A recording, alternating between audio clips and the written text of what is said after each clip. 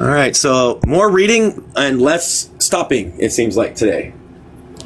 So we're going to read a lot, it seems like. And we're at Marxism and nationalism. Now, the only critique I have is, like, I read a little bit of something. He doesn't acknowledge dialectical historical materialism as a science, where I do. So here we go. Marxism and nationalism. After Marx and Engels, the most significant contributors to the national question were the Bolsheviks, the radical left, Luxemburg, Pennacock, Strasser, and Trotsky. Oh my gosh, you already got a visibility. Look at that. Look at me. Already getting a visibility thing. Look at me. You said one of the naughty words. I don't know if I said any of the naughty words. And the Astro-Marxist, which I have no idea what an Astro-Marxist is. What the hell is that?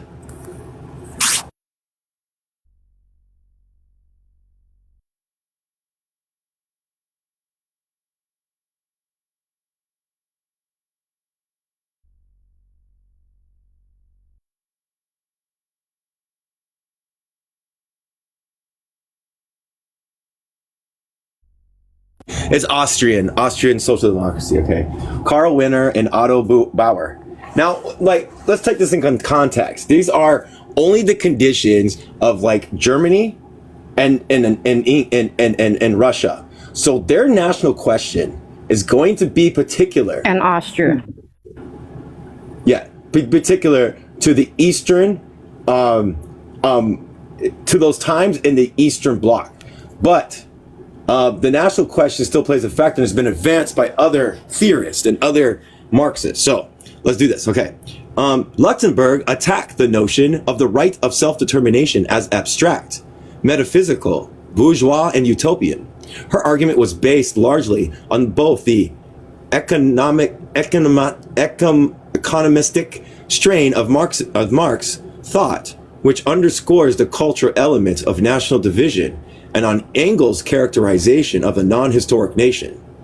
Both Anton Pennacock and Joseph Strasser saw the nation as an ideology comparable to religion, which disappears with the advent of socialism, opposing Otto Bauer's position, which identified the national question as a psychocultural term. Pennacock and Strasser rejected the theory of the national culture that could be appropriated for its own interests by the working class, because we know that nationalism can turn into the direction of bourgeoisie engagement. The permutations were and are seemingly endless, each evidently processing its own rationales. In the characterization of nationalism by Marxist theorists, presumably general principles of historical and objective nature were opposed to factors of specific and short-term significance, but every debate responded to contemporary events by attempting to encompass the evidence of new sciences, new events, and the effects of immediate political and ideological struggle. And the antagonistic often reversed their opinions with the appropriate show of new understanding. Unfortunately, the relations of consciousness in the Marxian logic to a reflects the relations of production and the frequent preoccupation with capitalism as a system determined by its own objective laws and the motivating force of historical change, which constantly led to the conclusion that nationalism among working class was contrary to historical movements of modern societies. In this sense, nationalism was a backward ideology, often means of deflecting the class struggle into imperialist wars, and in any case, not a fit subject for the serious study in its own right, since it was merely a political convenient conduit of other forces of interest. Franz Burkinen would rejoin, here he is, in the political field, nationalism is in fact against which the Marxist theory breaks itself. It's not completely true, because it's been like Stalin talks about the national question in Foundations of Leninism. Here is a force which has proved definitely stronger in the modern world than in the class struggle, which for orthodox Marxists, which I'm not, makes the essence of history. The natural result was that the Marxists constantly tended to underestimate a force which did not easily fit into their ideas. I don't know if I believe. In which at the same time was clearly contrast with the ideas of class struggle. It became most a mark of an orthodox Marxist to despise every nationalist feeling. And like again, like there's Maoism too with their national question. So I don't know. We believe as a Maoist position that the United States is a settler colony. So the question is national liberation, if it maintains colony, is national liberation needed within the United States boundary? In my position so far, I haven't ran from it yet, is yes, because it's a colonial nation. So they have to, yeah. The missile, so like, just to like bring it down just to this, it to me, it feels like it's not talking about the advancements through the national question. So we'll find out more. The dismissal of culture, wait. That is a transmitted historical consciousness as the aspect of class consciousness did not equip the Marxian movement for the dismissal of culture is where we were.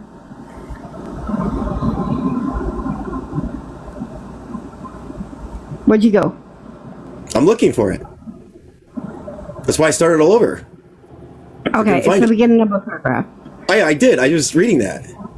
The dismissal of culture, that is a transmitted historical consciousness as an aspect of class consciousness, did not equip the Marxian movement for political forces that would not only erupt in Europe, but in the developing world. But within the movement, and this is like, again, these concepts have been advanced through Pan-African Marxists, such as Amilcar Cabral, Walter Rodney, even Frantz Fanon, even though he wasn't a Marxist. For many Marxists, it'd be left to the new ideological and political order instituted by the Bolshevik triumph in the Russian Revolution, and not to receive theory to sort out a Marxist orthodoxy on the national question. Ultimately, the resolution was a political, one clothed only partially by theory. We need only to stretch its political authoritative form, since we will return to more closely inspect this development in part 3. Trotsky, a little earlier on committing to the idea that nations had a right to self-determination, was also of the opinion that the centralizing need for economic development would ultimately lead to the dissolution of the nation state. See, that's the thing. See, the nation has to move into a international character. The nation divorced from the economy and free from the old framework of the state would have the right to self-determination in the spheres of cultural development. Trotsky's formulation seemed to be entirely borrowed first from Marx and later from Lenin. Lenin indeed seemed to have done most to extend Marx's theory on the national question. Lowy writes, Lenin understood better than his comrades of the revolutionary left the dialectical relationship between internationalism and the right of nations of self-determination. He understood, firstly, that only the freedom to succeed makes possible free and voluntary union. Secondly, that only the recognition by the workers' movement in the oppressor nations of the right of the oppressed nations to self-determination can help to eliminate the hostilities and suspicion of the oppressed and unite the proletariat of both nations in the international struggle against the bourgeoisie. That's the point. Of course, Lenin's prominence, yeah, as an architect of the October Revolution, was leader of the Soviet state and the founder of the Third International, gave his opinion and requisite authority to become dogma. Nevertheless, the complex and rather voluptuous character of his writing of the national question left his ideas vulnerable to simplification. In the course of things, it was Lenin's successor, Stalin, who would supply the most simple and authoritative proclamation on the national question. See what I mean? In 1913, With the introduction of Lenin, Stalin wrote his own famous pamphlet, Marxism and the National Question. In his article, Stalin took it upon himself to define a nation. Quote, "A nation is a historically involved, stable community of language, territory, economic life, psychological makeup manifested in a community of culture. It is only when all these characteristics are present that we have a nation." He also declared his support for the right of national self-determination. The right of self-determination means that a nation can arrange its life according to its own will. It has the right to arrange its life on the basis of autonomy. It has the right to enter into federal relations with other nations. It has a right to complete succession. Nations are sovereign, and all nations are equal. It was Stalin's formula that would dominate discourse on the national question for the last 3 decades after Lenin's death. This is particularly unfortunate since it was precisely during this period that socialist organizations and thought came to the most present encounter with the ideology of nationalism. What Marxists did not understand about the political and ideological phenomena of nationalism is that it was not and is not a historical abbreviation of a proletarian internationalism, nor is it. It's not a historical aberration. Thank you. Of a proletarian internationalism, nor is it necessarily the contrary, a developmental stage of internationalism. Nationalism defeated the Marxism of the Second International. No, it did not. World War I. But ironically was the basis of the Marxism of the Third International, the Russian Revolution, Stalin's socialism in one country, the conditions for the membership in the Comintern. Yet its primary world historical significance was denied. It remained for most Northern Marxists a secondary phenomenon to the class struggle. As I have indicated, Lenin saw its character as principally political, Luxemburg as principally culture. The error resided less in the mythic, analytic, and theoretical treatment of nationalism than in a defective grasp of the overall nature and depth of capitalist development. The unforeseeable antagonistic reality of capitalism growth into the world is what the general title, quote, uneven development, refers to. The traditional philosophical terminology, this amounts to, of course, to a contradiction. The contradiction here is that capitalism, even as it spreads remorselessly over the world to unite human society into one more or less connected story for the first time, also engendered a perilous and convulsive new fragmentations of that society. The social historical cost of this rapid implementation of capitalism into the world society was nationalism. That's because the bourgeoisie makes nation states so that way it serves their interest to make nation states, the bourgeoisie. The world market, world industry, and world literature predicated with such exaltation in the Communist Manifesto all conducted, in fact, to the world of nationalism. The consequences of the hegemony of capitalism, that is, the social and political reaction to capitalism, have seldom held to those conjectures by a logic bound by the laws of capitalism. It is not that those reactions have been illogical, but that they have failed to conform to the political economic code emergent from capitalist society. It is the same code that still influences, maintains, as it were, the epistemological boundaries of radical social theory.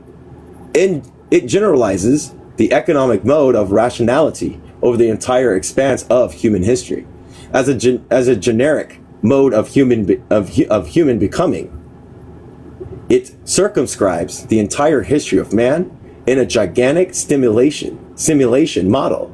It tries somehow to turn against the order of capital by using as an analytic instrument the most subtle ideological phantasm that capital has itself elaborated. It is no way unusual for Marxian thinkers to declare, as Alex Kalikos did recently, the role of philosophy is that of the theoretical reflection of proletarian class position.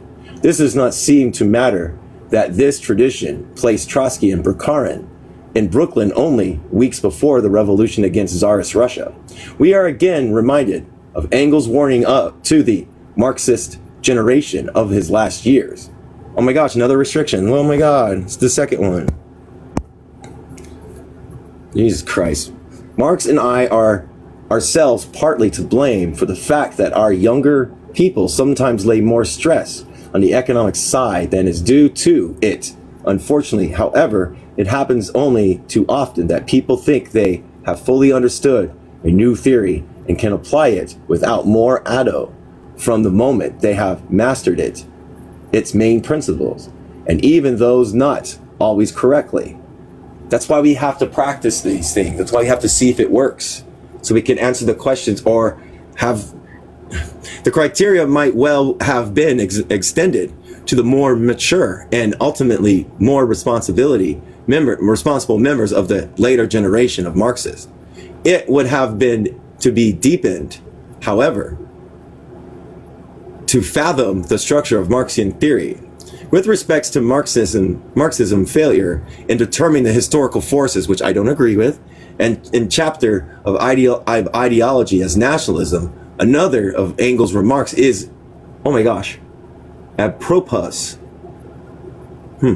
Once the historic element has been brought into the world by another, ultimately economic causes, it can react on its environment and even on the causes that have given rise to it.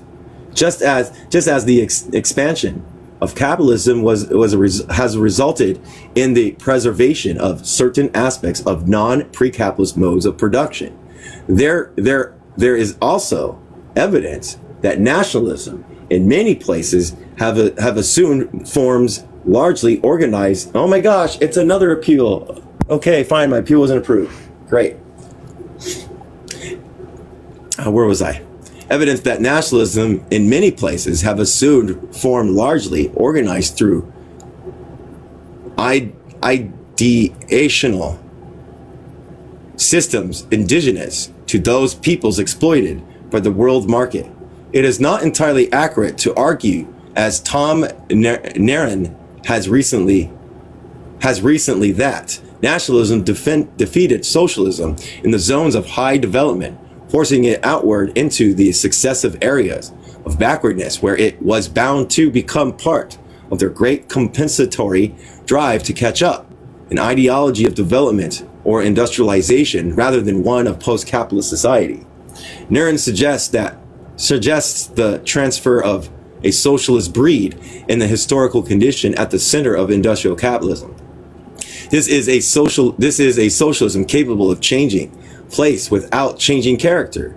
However, no single model of socialist industrialization or development has resulted from a revolutionary social order of the Soviet Union, the People's Republic of China, Cuba, Vietnam, Campuchia, Mozambique, or Angola. That is because each of these revolutionary orders is informed by political, moral, and ideological presumptions, with priorities that precede their environment into a modern world system. Again, it may not be the case that we have seen, quote, the full historical potential of nationalism, which is true. But we have seen how nationalism's turned into a bourgeoisie thing, especially with neocolonialism. So we've seen that. Just making sure. Okay, cool. Conclusion. Here's the conclusion. Among the several curious and unhappy legacies of Western civilization of those centuries nearest to us are the system of capitalism and the beliefs in rationalism and science. But perhaps in some sense, the term legacy is inappropriate, not the least for its suggestion of fatality. For none of these has passed away, Capitalism, rationalism, and scientism are not merely forms of activity, production, and reflectivities of that activity. Each became a monumentous historical force, providing substantially the character of present industrial world, its character, but not necessarily its historical direction. This has been, of course, a frustrating disappointment to some particularly those who believe that through the movement of capitalism, they had discovered the nature, that is, the basis of historical change. Which it does. It changes from regular capitalism to imperialist capitalism, bringing on a new form of history of capitalism. For them, perhaps the most disrupting social phenomenon of our time has been the reemergence of ideology, what Marx called partial consciousness, false consciousness. It is pre-scientific, pre-rational preeminence in the affairs of humankind. Ideology, especially in the 20th century, has come to play a discordant role within the body of modern social thought, somewhat akin to that which slavery assumed among the rationalistic analytical frameworks concomitant to the rise of capitalism. Ideology simply is a negation of those strains of contemporary social inquiry that have become dominant. Its intrusions in our century and in the one that preceded it have helped to absorb those social and historical processes believed to be necessary and inevitable, having catalyzed rebellions and revolutions in often unlikely circumstances and among unlikely peoples, and have assisted in extraordinary historical achievements where failures was objectively imminent.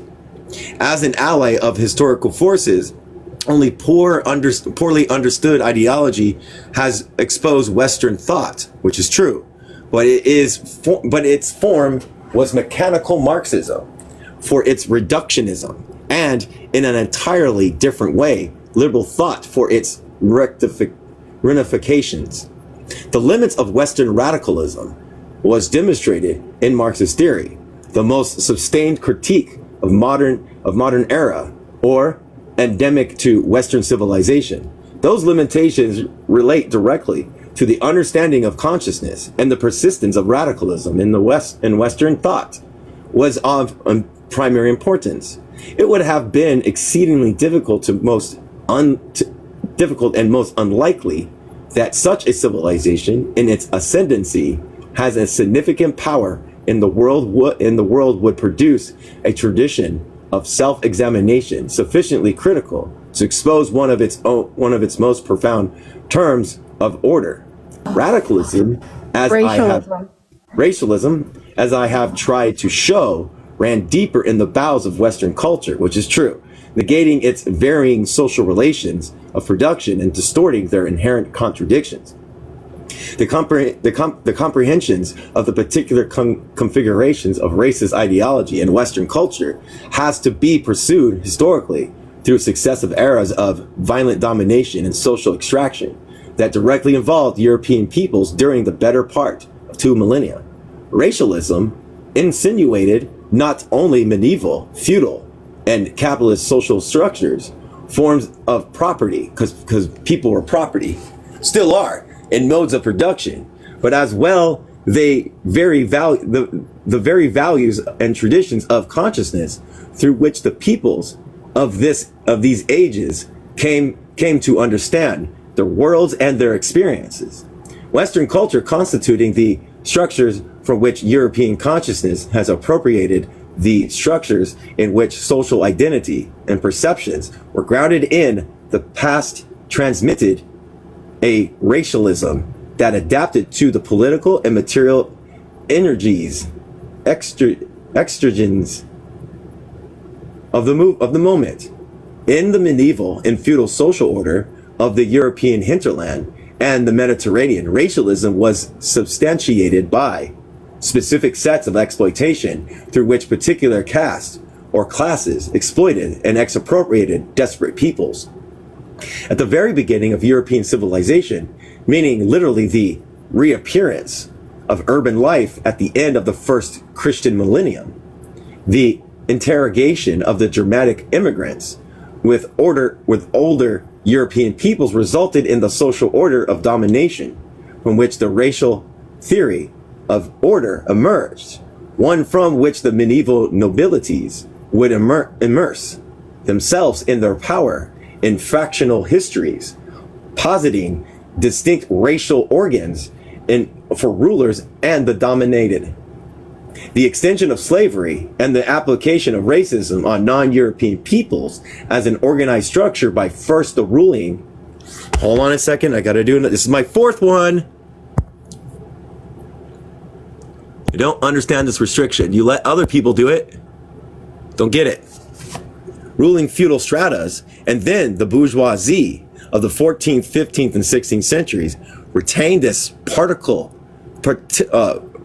habit, this social convictions, and as we shall soon see in part 2, for the 17th century on, English merchants' capital, to cite the important example, incorporated African labor in precisely these terms, that is, the same terms through which it had early absorbed Irish labor.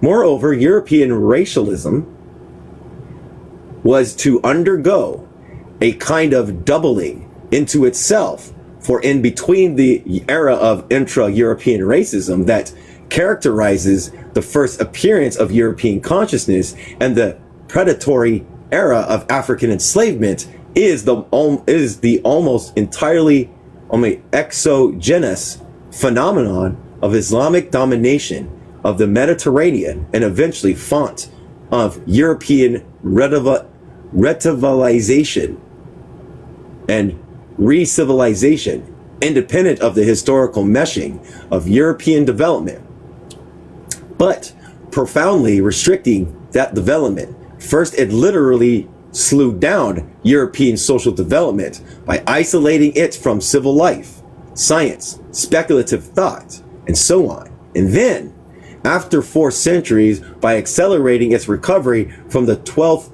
century onward, Muslim civilization mapped the contours of the European culture's renaissance.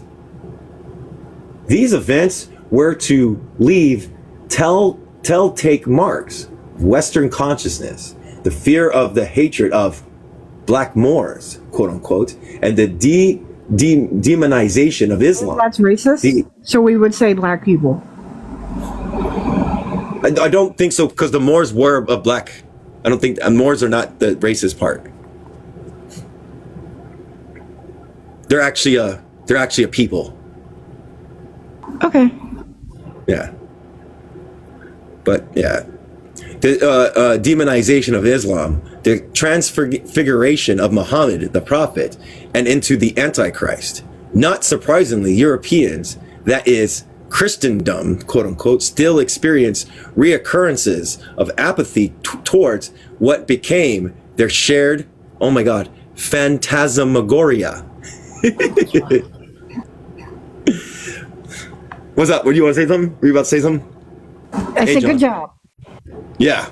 In short, there were, oh my gosh, my appeal wasn't approved. In short, there was at least 4 distinct moments that must be apprehended in the European racialism. To those origins are to be found within the dialectics of European development, and to that are not: 1.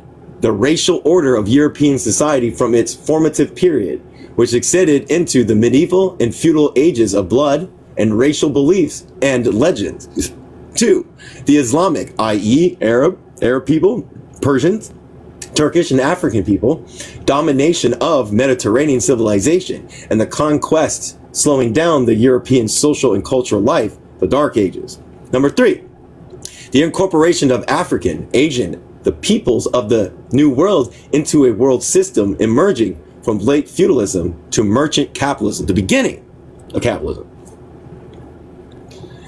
The dialectics of colonialism, plutocrats, which are which is based that enslaved people existence from the 17th century forward and the formation of industrial labor and labor reserve.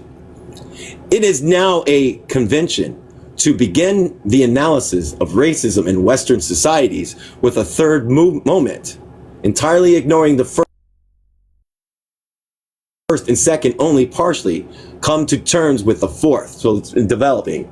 As we shall observe in the next section of the study, the results have been rather bizarre. Some students of racism have happily reiterated the premise of a sort of mass psychology of chromatic trauma, in which Europeans' reaction to darker skinned peoples are seen as natural. So that's bullshit. Not what he's saying. He's saying is right, because it's not natural. It's just a made up. Yeah. Others include Marxists have argued for the simplistic empiricism, where the inevitable consequences of slavery and domination are the rationalization of racial superiority and inferiority. In each instance, the root of the methodological and conceptual flaws is the same: the presumption that the social and historical process that matter, which are determinative, are European. All else, it seems, a derivative. On this score, the preoccupation of Western racialism with capitalism as a system as served. Western radicalism. Yeah, thank you. Sorry. Western radicalism with capitalism is a system has served the same purpose. Marxists have often argued national liberation movements in the developing world as secondary to the interests of the industrial proletariat in the capitalist metropoles. They need to combine each other. That's what I would say. Combined with each other. Be in solidarity. That's why Mao talks about a united front of revolutionary classes to engage in revolutionary practice.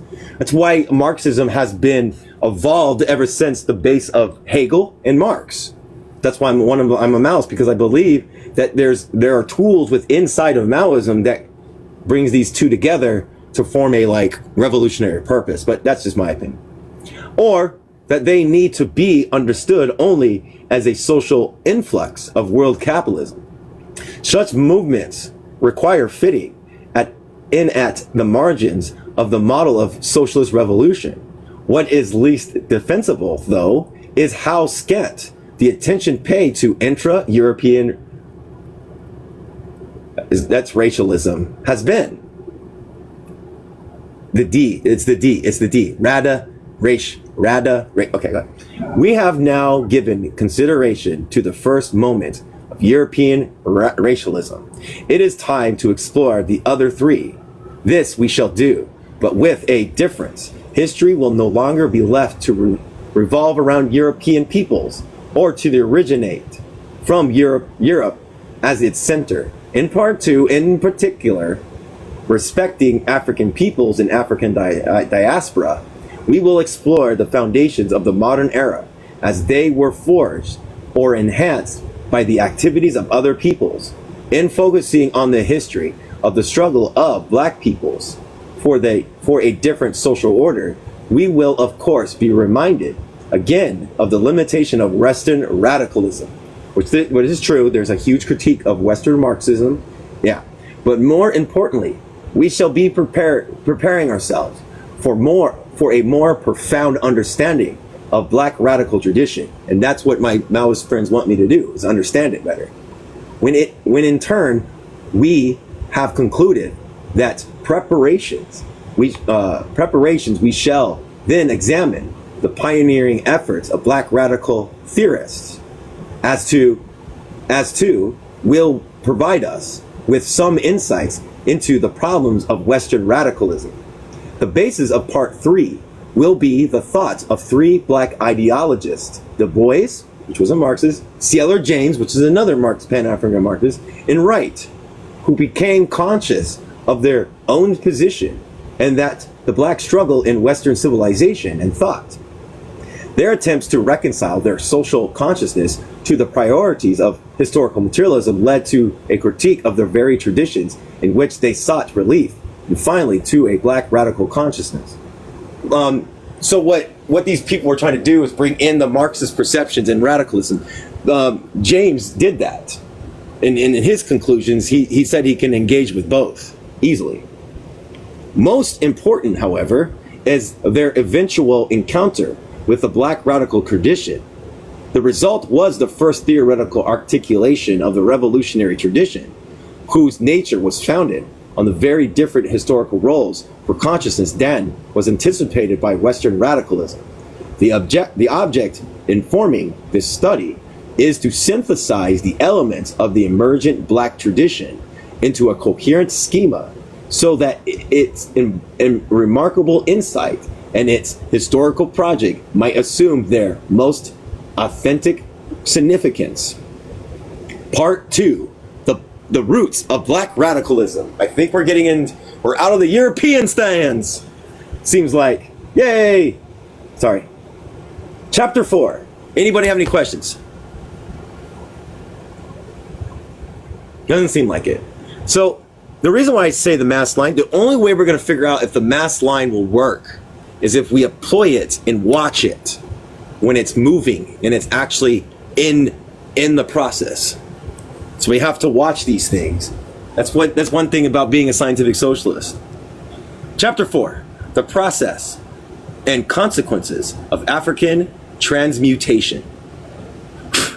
In the 500 years that had led directly to our moment, the destinies of African peoples have been profoundly affected by the development of economic structures, political institutions among European peoples. Moreover, it has been the nature of these relationships between Africans and Europeans that both Western civilization and the cultures of African peoples have been increasingly contorted, and perverted as the years have accumulated. For the West, the appropriation of the means of and forces of African reproduction have had unintended and unacceptable significance. The psychic intellectual, the cultural consequences of Europe's intrusion into African history have served to accelerate the formulations of the mechanisms of self-destruction inherent in Western civilization, exacerbating its native racism, compelling further its imperative.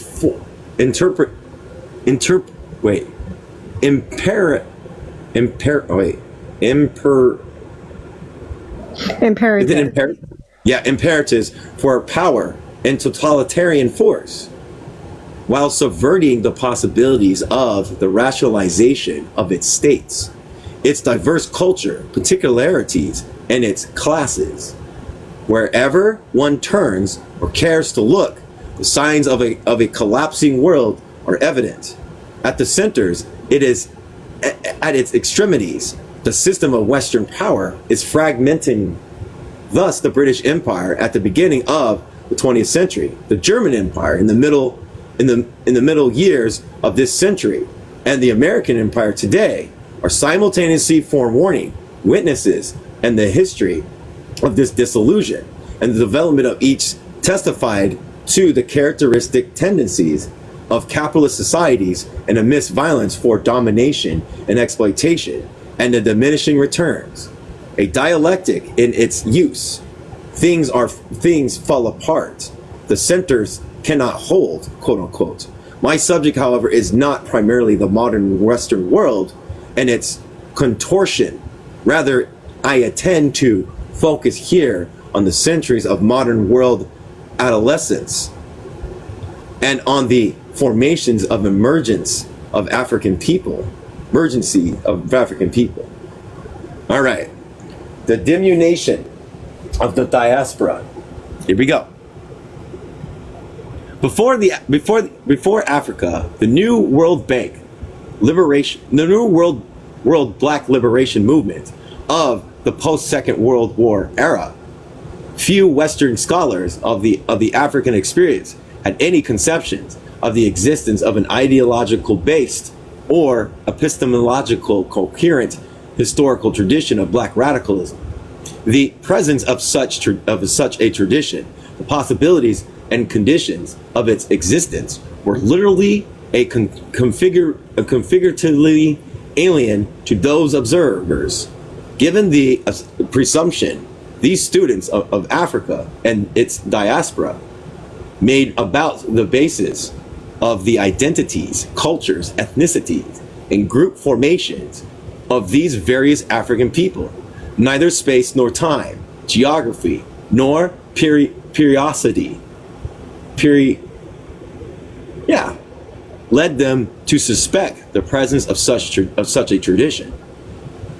In its stead, these observers reconstructed social and ideological movements among black people to conform to the exegesis of specific locales and to intimidate social cause. And I have to do, this is my fifth one, everybody.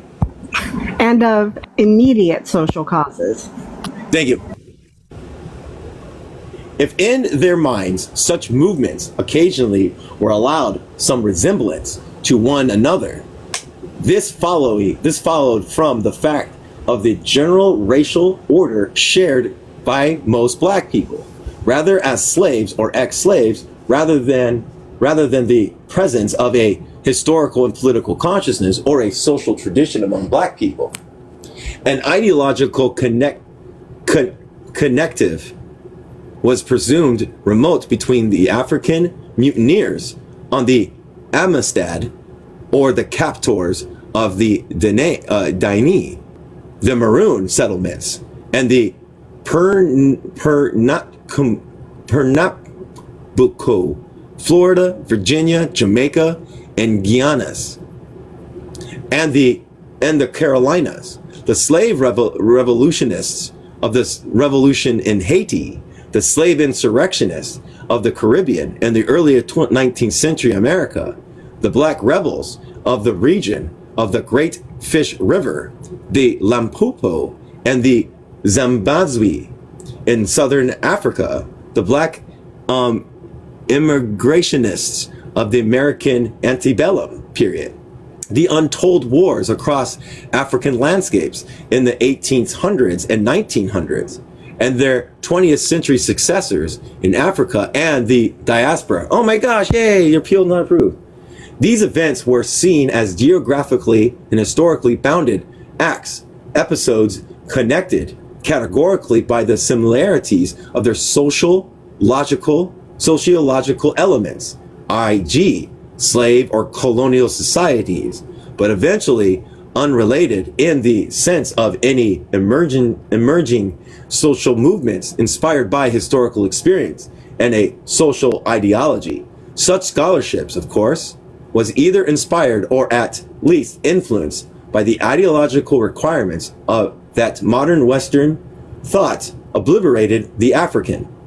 As an ideological current, its adherents were not always European. It permeated the intellectual culture and even comprised the work of some of those African descendants. The pioneers' work of black scholars such as C.L.R. James, W.E.B. Du Bois, was obviously unacceptable to orthodox Anglo-American scholastic establishment. Were you going to say something? Nope, didn't hit the button. My brain heard something speak. My bad. The difference was not one of the interpretations, but the cohesion, the comprehension, the makings of an essentially African response strewn across the physical and temporal terrain of societies conceived in Western civilization have been too unfrequently distinguished. Only over time has the setting for these events been integrated into the traditions. The social cauldron of black radicalism is Western society. Western society, however, has been its location and its objective conditions, but not except in the most perverse fashion. Its specific inspiration. Black radicalism is a negation of Western civilization, but not in the direct sense of a simply dialectical negation. It is certain that the evolving traditions of Black radicalism owes its peculiar moment in the historical interdiction of African life by European agents. In this sense, the African experience of the past 5 centuries is simply one element in the mesh of European history. Some of the objective requirements for Europeans' industrial development were met by the physical and mental exploitation of Asia, Africa, and Native American peoples. This experience, though, was merely the condition of Black radicalism, its immediate reason for the other object of being, but not the foundation for its nature or character. Black radicalism, consequently, cannot be understood within the particular context of its genesis. It is not a variant of Western radicalism whose proponent happened to be Black. Rather, it is a specifically African response to an oppression emergent from the immediate determinants of European development in the modern era, and framed by orders of human exploitation woven into the intricacies of European social life from the inception of Western civilization. The similarities of African survival in the new world points to a tribal. It's not to tribal particularities, but to the essential oneness of African culture. That culture was the shield which frustrated the efforts of Europeans to dehumanize Africans through servitude. The slaves may have been, my body's doing something. The slave may have appeared in a profit and loss account as an item and thing, a piece of property, but he faced his new situation as an African, a worker, a man, and a man. At this level of perception, it is quite irrelevant to inquire, right? Inquire. Yeah, from which tribe or region a particular African originated. As we shall see, in slave societies such as the signification of African culture was accessible for practical and ideological reasons by only in a most grotesque form, that is racism. Racist ideologies observed that all Black people were identical and supplied the content of that identity. More important, though, few of the proponents of the philosophical, epistemological, and historical traditions of Western cultures have found the authentic reality easy to grasp. For longer than the African slave trades to the old or new worlds, the Eurocentric traditions of Western civilization have categorically erred. And though he appeared rather late in this process, Hegel perhaps somewhat crudely spoke of these traditions when he declared, quote, "The true theater of history is therefore the temperate zone." And further, the peculiarly African character is difficult to comprehend for the very reason that in reference to it, we must quite give up the principle which naturally accompanies all our ideas, the category of universality. Another characteristic fact in reference to Black people is slavery. Black people are enslaved by Europeans and sold to America. Bad as this may be, their lot in their own land is even worse, since they are slavery quite is as absolute exists. For it is the essential principles of slavery that man has not yet attained a consciousness of his freedom, and consequently sinks down to a mere thing, an object of no value. At this point, we leave Africa, not to mention it again, for it is no historical part of the world. It has no movement or development to exhibit. Historical movements in it, that is, in the northern part, belong to the Asiatics or European world. Hold on a second. Dang it. So we know Hegel's a racist. Who? I said, so we know Hegel's a racist. I think that wasn't Hegel there.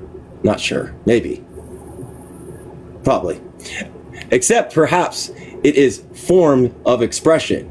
The Eurocentrism that Hegel displayed in this passage. Well, okay, so it is. Passage was proven to be neither anachronistic nor idiosyncratic.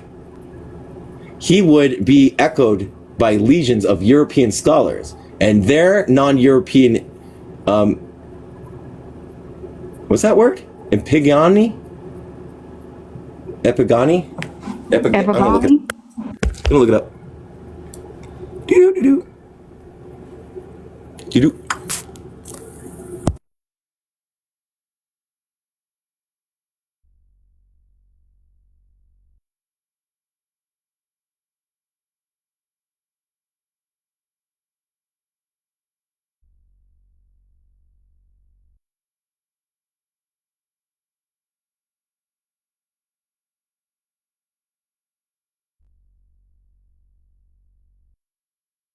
All right, it's not letting me do it. It's Epigony. In the myriad of ways into the present century, the tradition persisted and permutated. Such was the character of the world's consciousness that dominated thought in Western Europe. Its origins, as we have seen in part 1, are intra-European rather than the reflex of encounters between Europeans and non-Europeans. Indeed, the social base to which this conception was a response assumed at its sociological forms more than a millennium before the advent of the extensive European trade of African workers, and they were not easily displaced even by the 18th century. This cultural tradition of a moral and social order that rests on racial distinctions was nevertheless readily available for the extension of Asian, African, and non-European peoples when it became appropriate. With respect of the African, that occasion presented itself in the trade that saw its most bountiful fruition in the New World. All right, any questions? All right, with that, I'll keep going then. The primary colors of American historical thought. In the summer of 1856, the pro-slavery apologists' argument for the inferiority of African peoples was most eloquently summarized in an article appearing in the fledgling but prestigious American literary magazine, Putnam's Monthly. Be prepared, it's racist. Mm-hmm. The most minute and the most careful researches have as yet failed to discover a history or a knowledge of ancient times among black people. They have invented no writings, not even the rude picture writing of the lowest tribes. They have no gods, no heroes, no epic poems, no legends, not even simple traditions. There never existed among them an organized government. There never ruled a hierarchy or an established church. Might alone is right. Jesus Christ. They have never known the arts. They are ignorant, even to agriculture. The cities of Africa are vast accumulations of huts and hovels, clay walls and thorny hedges surrounding them. Pools of blood and rows of skulls adorn their best houses. The few evidence of splendor or civilization are all borrowed from Europe, where there is a region of creed or creed. It is that of the foreigners. All knowledge, all customs, all progress has come to them from abroad. The black person has no history. He makes no history. And if you read Walter Rodney's How Europe Underdeveloped Africa, this whole thing will go right out the fucking door. They were fucking pleased. They were amazed. Amazed. If you read Walter Rodney's How Europe Underdeveloped Africa, this anonymous writer's tortuously comprehensive characterization of the history and social integrity of black peoples had appeared in print midway between two desperate acts in American history: the enactment of the Fugitive Slave Law of 1850 by a Congress panicked into legislating material laws to defend slavery as property right, and the desperate resoluteness of John Brown's final bloody and radical blow against slavery in 1859.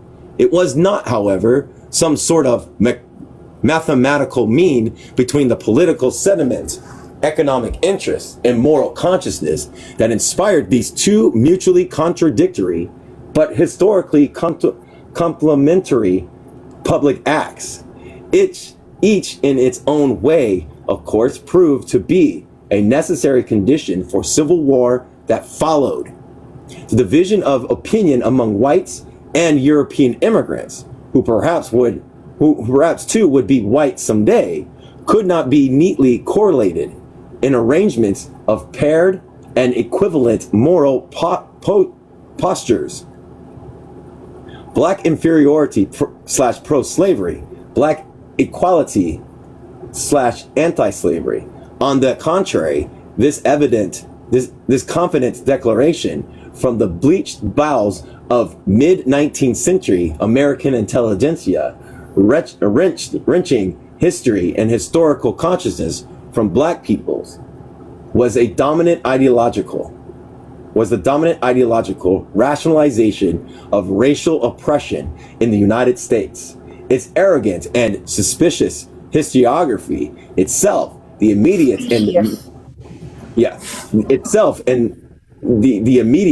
and mangled product of 300 years of systematic African slave in the New World, as both an absolute imperative as a cornerstone for the rationalization of a slave society and a logical development of an errant civilization served so long by racial orders. By the middle of the 19th century, Western civilization, both at the strata of intellectual and scientific thought and that of popular opinion and the mythology, had effectively sealed the African past. The undercurrent that gave some recognition to the Africans and the black slaves' humanity, and that had been used to nurture much of the earliest anti-slavery sentiments and literature, had been overwhelmed by the more constant and morally profound traditions of racism. The denial of African social order and history was not simply a question of Europe's or colonial America's ignorance of Africa. David Brands Davis, while constructing the descent of the African image in 18th century Europe, European thought was shifted through materials that indicated that, at least in this instance, knowledge had not been cumulative. It was known 2 centuries ago that black people lived in settled agriculture societies, that they cultivated a variety of crops, raised large herds of cattle, and planted groves of shade trees. It was known that they were highly skilled in the use of iron and copper, in making of jewelry and pottery, and in the weaving of fine cotton and textile. They also had economy and trade. Can I say something? Sure. So we can tell what kind of people the people actually are by their development. White people developed weapons. Other people developed agriculture. And that is all you need to know about people.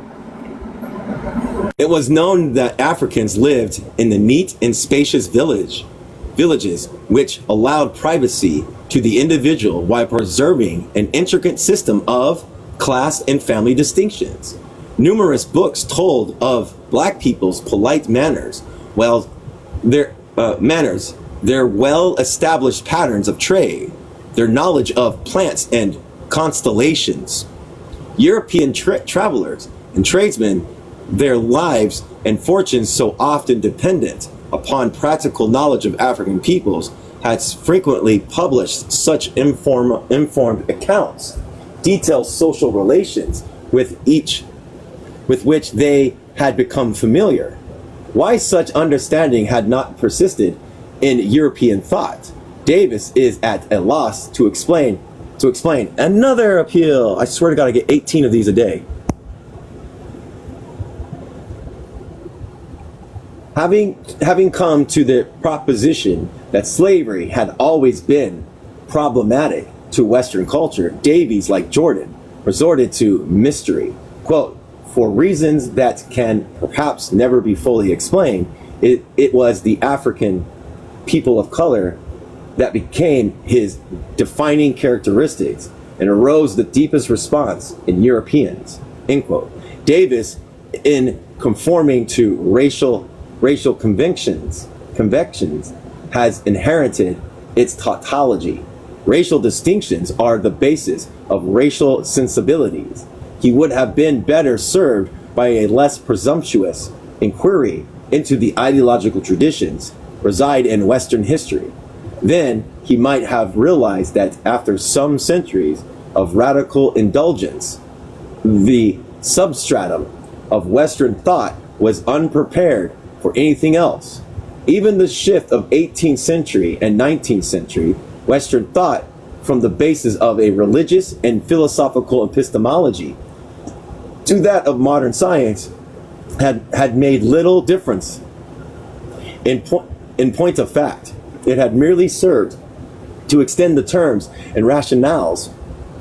I know, not approved, yay me, for the fantasies of racial territories. For Jewish people, Irish and Slavs, and inferiority. For the fantasy of racial inferiority. Yeah. And Asian people, as well as for black people, Western scientific thought simply took its place as the latest formal grammar for expression of a racial metaphysics, to which its most natural response was acquiescence.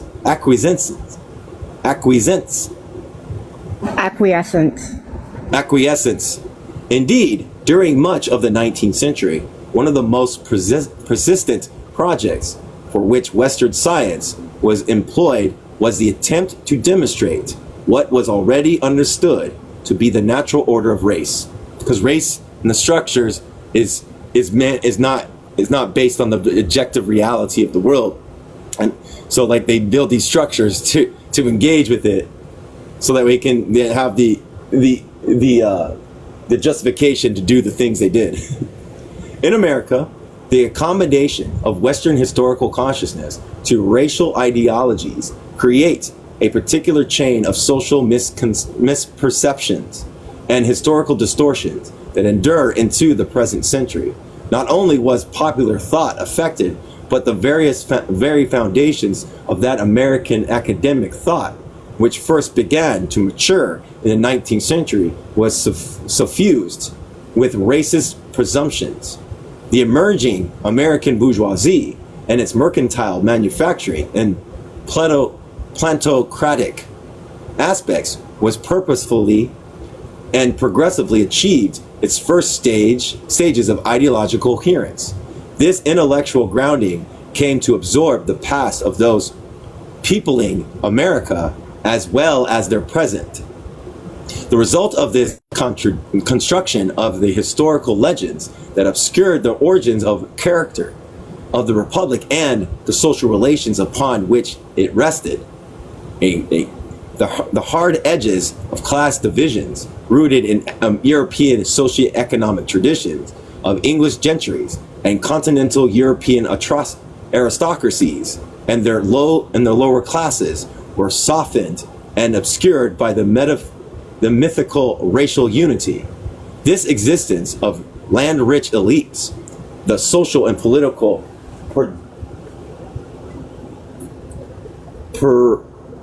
prerogatives?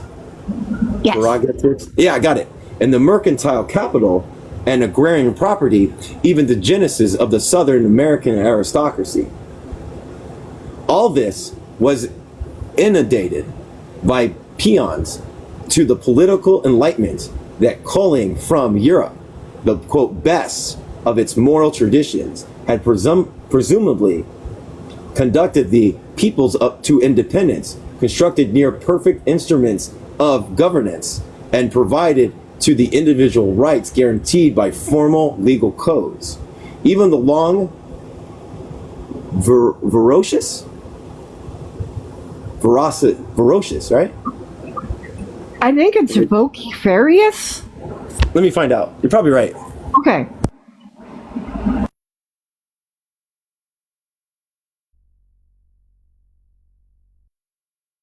It's vociferous.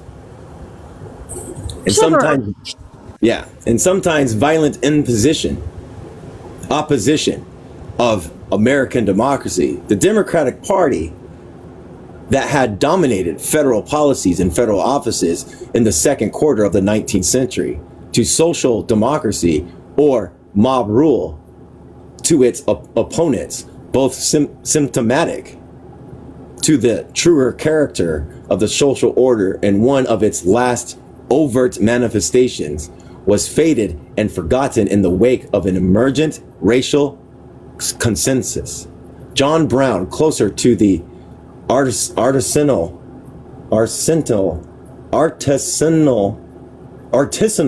origins associated with English working class radicalism a quarter of a century earlier, was a suggestion of a certain strata not entirely mesmerized by the still novel variant of Western hierarchical systems.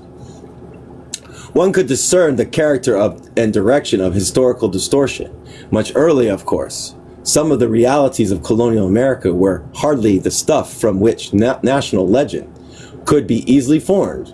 By the 18th century, American ideologists, already exempted by colonial victory, pacification, and an established slave system from the challenges of non-Western peoples, their narratives would abuse, had begun to construct alternative realities. It would be some time before their machinations were no longer tolerable fictions. More recently, while reviewing these beginnings, Edmund Morgan, reconstructing the relations of the earliest Virginian colonialists with native people, summarized the collective psyche state that he felt must have accompanied the cycle of atrocities that would extend ultimately into the present century. If you were a colonist, you knew that your technology was superior to the indigenous. You knew that you were civilized, and they were S-words. It was evident in your firearms, your clothing, your housing, your government, your religion. The indigenous were supposed to be overcome with admirations and to join you in extracting riches from the country.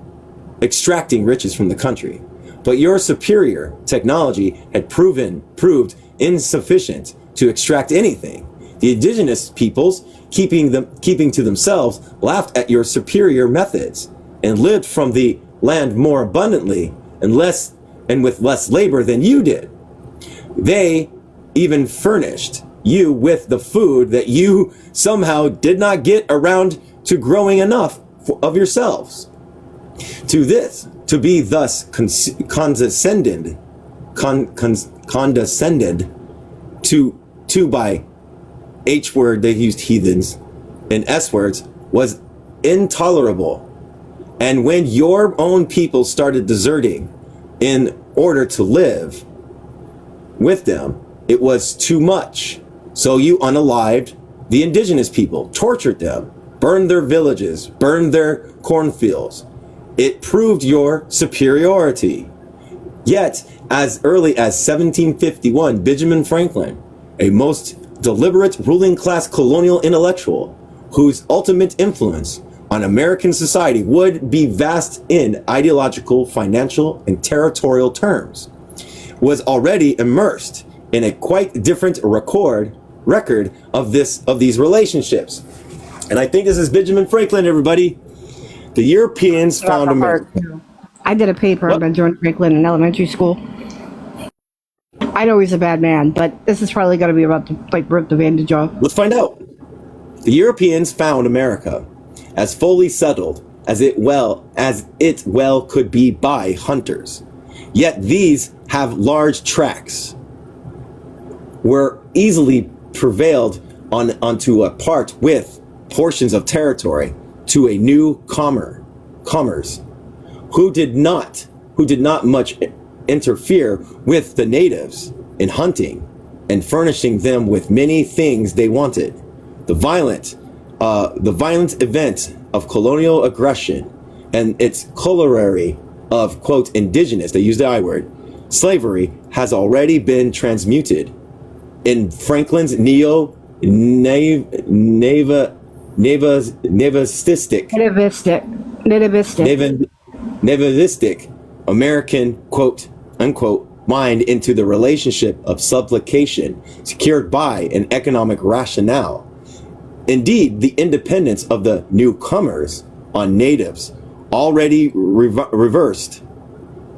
The curtain of supremacist ideology had by now begun its descent on American thought, obscuring from the historical unconscious generations of descendants of colonialists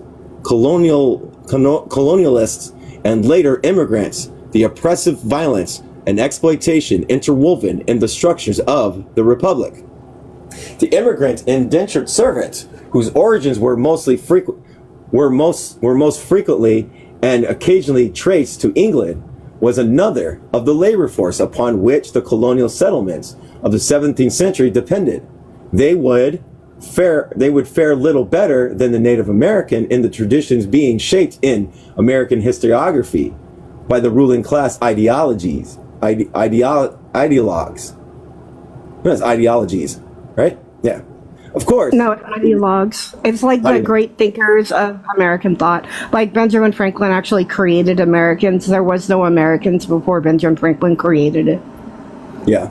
Of course, it is now generally presumed that the white servant, as the class had soon disappeared in the English mainland colonies, was as a result of the trade of African workers that had begun to reach substantial numbers beginning in the late 17th century.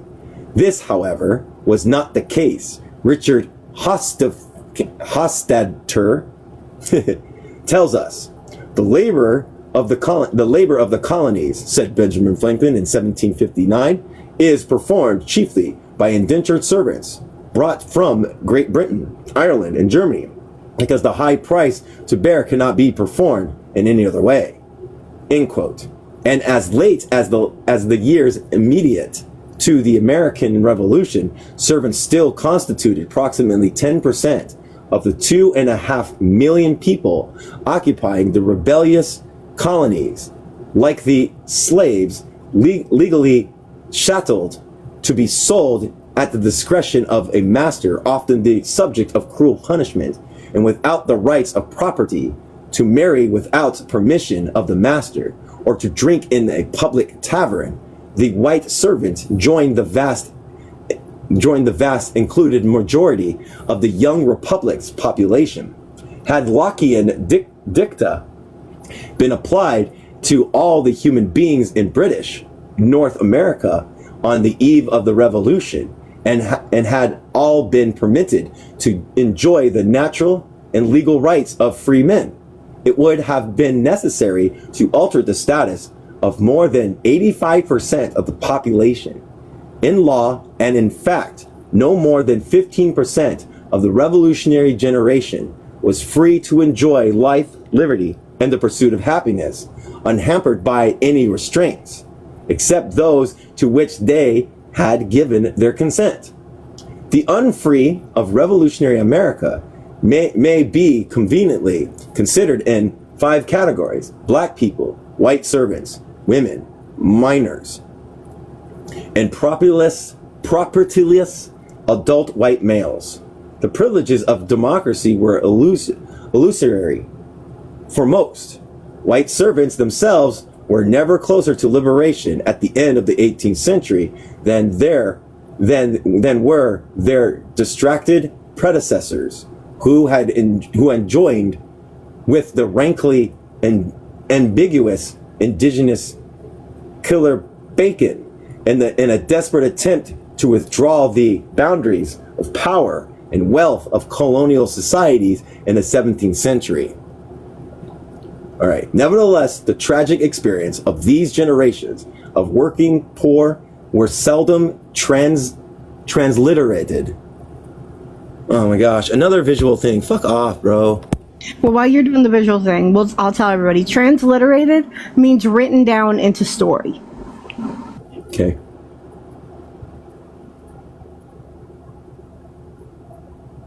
Hold on a second. Where did I? Desperate withdrawal to the boundary of the wealth of the world in the 7th signing. Nevertheless, the tragic experience of these generations of the working poor and the settling transliterated into heroic sagas. Even Abbott E. Smith, whose studies would prove to be so important to reclamation of this class historical role, found that an appropriate instrument was difficult to construct. While he fiddled with the calculations that the actual importance of the servant class to those who organized the settlements might be measured by their appropriation. Proportions,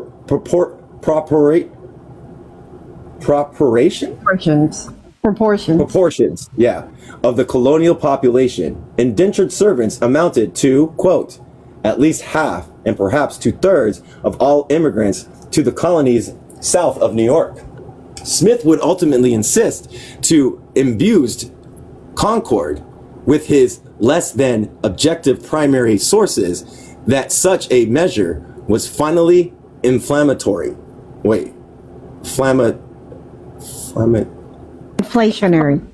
Inflationary, sorry. All right. Modern writers have generally viewed them with generous tolerance and magnified their virtues either out of patriotic pride or out of the wish to demonstrate how grievously worthy persons were exploited by economic overlords in the bad old days, but almost with one accord, their own contemporaries who knew them and saw them denounced them as next to worthless. After making due allowances for middle-class arrogance and the necessities of argument, there cannot remain the slightest doubt that in the eyes of the contemporaries, indentured white servants were much more idle, irresponsible, unhealthy, and immorally than the. Oh my gosh, I gotta do another appeal. Yes, I get it. Why do you give me these things? Then the really generality. Yeah, the generality of good English laborers, common sense without evidence, would be fact indicate much the same thing. Smith would have little of this tolerance for the servant class, nor would Hofstadter, can't say it, white servants was a gathering of an inevitable influence of casual workers, lumper proletarians and criminals of an England characterized by Hofstadter, I can't say his name, as a backward economy, moving towards more modern methods in industrial and agriculture.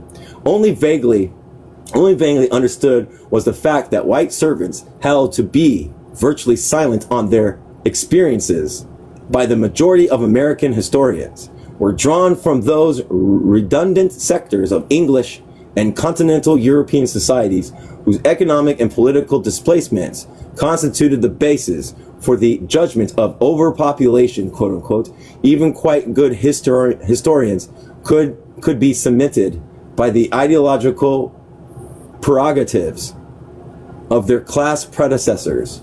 As might be expected, the white servant class drew to itself a social category that had long been a basic currency of Western culture. Smith recorded the points of observation of their contemporaries of these white servants, quote unquote. He noted the attempt made to characterize the colonial lower class in racial and national terms.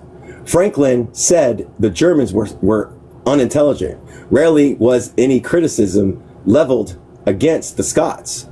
Even though they had been rebels for vagabonds at home, they were looked upon as universally ambiguous, industrialists, and intelligent. Irish were least favored, and some colonies taxed or even forbade their importation. This was partly because of their religion, which was held to be politically dangerous, but mainly because of their tendency to be idle and to run away. Christopher Jefferson wrote that many of them were, quote, good for nothing but mischief, end quote. We read that they, quote, straggled in Bermuda, and they rioted in Barbados, that they were never settled down to an obedient servitude satisfactory to their masters. Welsh were highly esteemed. Smith's inventory, however, was far from complete. I'm going to look at, after this night, I'm going to look ahead to our stopping point. Was far from complete. It was as well somewhat deceptive, since neither the Welsh nor the Scots were as numerous as the Irish or Germans among 17th and 18th century immigrants. Not surprisingly, given the history of Ireland since the 16th century, the Irish were a primary source of indentured and forced immigrants. In the 18th century, for example, perhaps as many as 10,000 men, women, and children were transported from Ireland to the New World as convicts. And again, between 1745 and 1775, according to the naval officers' returns for the Maryland port of Annapolis, 5,835 servants immigrated from Ireland compared to the total of Great Britain, London, Bristol, and other ports of 4,725, some of whom were doubtlessly Irish.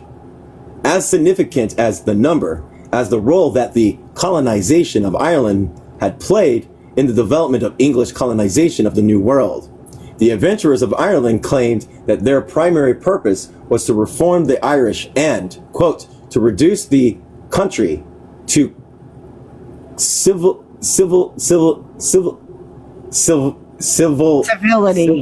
civility, yeah, and the manners of England, end quote. It is evident, however, that no determined effort was ever made to reform the Irish, but rather that at the least pretext, generally resistance to the English, they were dismissed as a, quote, wicked and faithless papoles, end quote, and put to the sword. The formula was repeated in the treatment of indigenous peoples in the New World. We also find the same indictments being brought against the indigenous and later black people in the New World that had been brought against the Irish. Real quick, remember this page, 144. Okay, we're almost done. That's a good stopping point. Okay. This sounds good. I'm happy. All right. It was argued that the indigenous were an unsettled people who did not make proper use of their land and thus could be justly deprived of it by the more enterprising English. Both indigenous and black people, like the Irish, were accused of being idle, lazy, dirty, and what's that word? Licentious. licentious, but few serious efforts were made to draw any of them from their supposed state of degeneracy, right? Yeah. The Irish were then the prototype for the white servant. And as their own impressive numbers were increased and the servant class augmented by immigrants from Germany and other refugees from the political upsets of European society and their socioeconomic aftershock in the late 17th and 18th centuries, and vice of intra-European racialism, religious oppression and class contempt was lifted to embrace most of them, is enveloping racial social order was an ideological accommodation for ignoring the obfuscating the real origins and the more authentic categories of the developing white working class. If they were poor, it was because they had been victims of massive theft by states and ruling classes. If they were rude or unruly, it was the consequence of the wholesale violation to which they had been subject. Little of this was ideologically convenient when it was comprehended by the infinitesimally small colonial capitalist class that was to use them as laborers, as buffer settlements at the frontiers, or an instrument of discipline for the African population. It was enough to know that they were, quote, the meddling, and the poor of the immigrated, end quote. As, Crover put it, that of course was the barest outline of the tale. By the 18th century, the racial mist of European civilization has settled over the social topography of the English colonies, its blankets scattering the realities of domination and remixing their elements into familiar hues. However, in the lower orders, there where the mist of these thickest, and where received wisdom has taught us to expect blackness, the contemporary spectrum was more complex. The natives of the New World obtained a, quote, S-word red. European laborers a mottled gray. Mottled. Over their heads, it was a simpler matter. The ruling class stood in dramatic white relief. But between ourselves and the specter of that American past are the historical and racial fables that obscure the related exploitation and oppression of African, European, Asians, and Armenian peoples during the intervening 200 years. As a means of obliterating these events, the myth of white solidarity arose and became a dominant American sensibility. It was for the most part a lie, but a terrible, seductive one. But by the end of the 19th century, it had been substantially displaced. The past mystified the relations of the day. It remains in place. Next will be the distinctions of the African past. So we're going over, we're getting into the American condition when it talks about indigenous servitudes, indigenous people, and black people. So we're getting there. What's up? I'd like to tell you, duly requested. I'm going to accept that. I know. So the fact is that they've put into history, they haven't put into history a lot about the servant class, but in the books I used to read, they put into the history that they always wanted French domestic servants. Mm-hmm. So I just wanted to let you know, that's just a fact I knew. Just some weird fact from like the mid 17th century. What's up, Dooley? Yeah, I was just gonna say that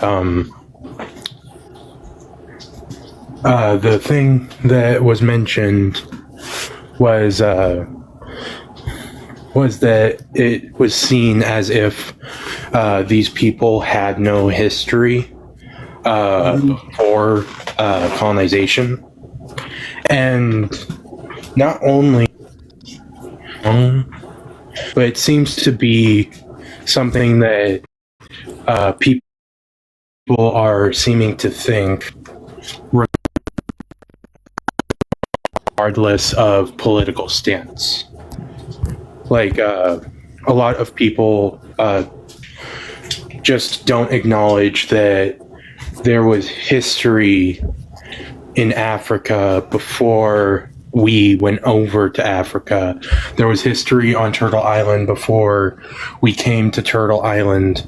And whether or not people realize, they are, by doing that, making like actions that are stating that these people are nothing more than objects to them. And I think that really needs pointed out. It really puts them in the object of servitude. The whole fact we brought civilization, because, like, again, I referred back to Walter Rodney's How Europe Underdeveloped Africa, and Walter Rodney proves your fact. You read that book, and like it proves that. Plus, we can already read other books about the indigenous society out here, and know that the only reason they did that is, one, because it's a projection. They're projecting their inferiority in a superiority way because they're jealous in a sense of way, and they want to take everything and then leave them as like, you're just destitute. We came here and we saved your life. You know what I mean? It's that justification for even like people that don't understand that, like the intellectuals, the intelligentsia, like fortifying that position and then giving the justification to regular working class people to do the same thing. To so it's just the colonizers, the white settlers play a pivotal role for the imperialist natures of the ruling class. You know what I mean? They play the buffer zone in a sense. Yeah. What? I just wanted to bring up real quick, and then I'll be quiet. It's something we need to pay attention to something we're still doing. We're still colonizing. Like, I don't support the Iranian government, but we're over there trying to steal their oil. Like, it's clear as day. So we're trying to take their stuff and forget that that's a, like, what, 3,000, 2,000 year old Prussian nation? Like, we're not giving them the recognition of who they are even today in Iran. Yeah, because they're not quote unquote civilized. They're Muslim. Why are you liking, like, it's all of that? Like, it's been like the what is it called? What's it called when you give, like, well, the reason why we took out Maduro because he was a dictator. What's it called?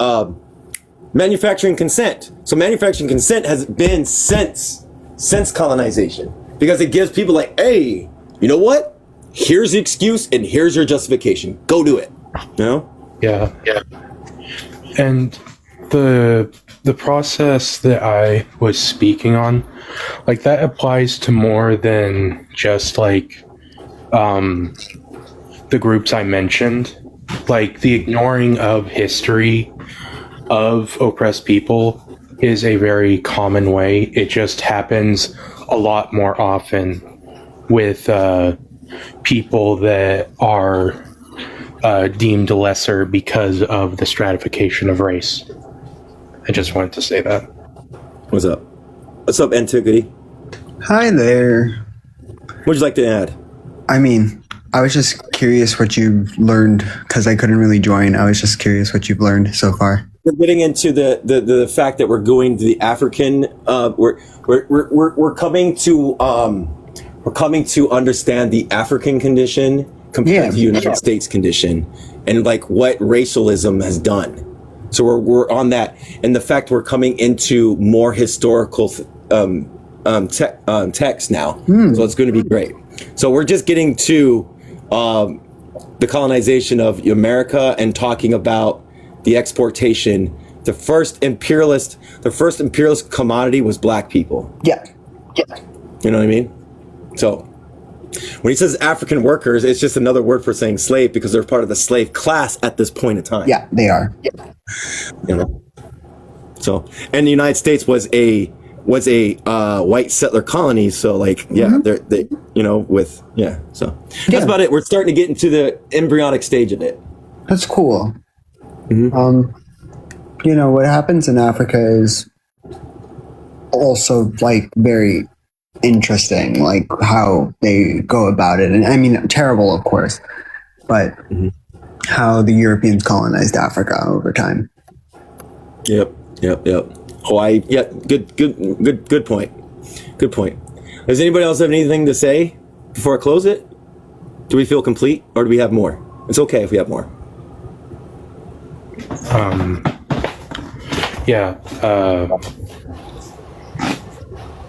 I just want people to realize what is actually being stated in this book and actually apply it to real life. This book is not just meant to be read, but is meant to be understood. And much love. Take care. Yep. Anything else? No one else? It was bad. Hooray, wrong. Colonialism. Just continue to learn about the conditions, even obviously beyond this book as well. Yeah. I really recommend case studies, like of just like looking at the case study of countries in Africa, if you want to learn more about African countries as well in the future. Yeah. Have you picked up that book by Walter Rodney yet? Who, me? Yes. No, I haven't yet, unfortunately. When you get a chance, if you get a chance, and it's in your direction and in your interest, pick up that, put on your list, How Europe Underdeveloped Africa by Walter Rodney. I read that. You liked it. I really liked it. It was a great read. I would like to read it again. Because, obviously I'm African, and that's like super interesting to me. It is. I don't know if Two Spirit and them are going live. I know that they're doing the reading next week. So I'm probably going to go elevate and then read my book for an hour and then come online. So, all right. If they're on, I'll maybe see you there. All right. I'll see you there. Everybody have a good night.